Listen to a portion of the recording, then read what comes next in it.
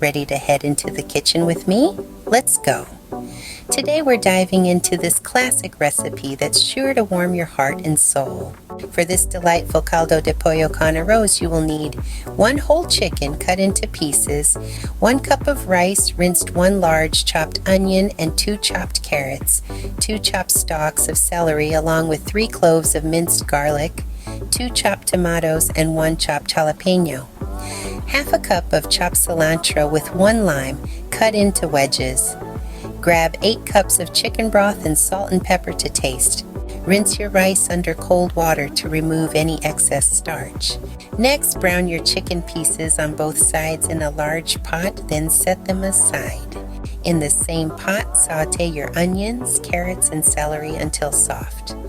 Add in the minced garlic, chopped tomatoes, and jalapeno, and let it cook for another 2 minutes.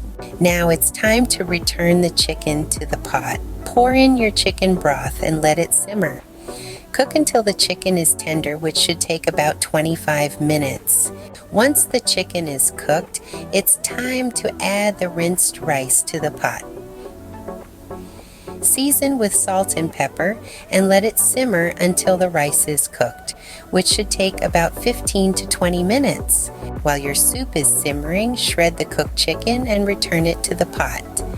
Stir in some chopped cilantro to add a fresh flavor to your dish. It's finally time to serve. Ladle your caldo de pollo con arroz into bowls and garnish with lime wedges and extra cilantro. And there you have it, a comforting, flavorful taste of Mexico right in your own kitchen. If you enjoyed this recipe, don't forget to subscribe for more authentic Mexican dishes. Give us a like and share your caldo de pollo con arroz cooking experience in the comments below. We can't wait to hear how your dish turned out.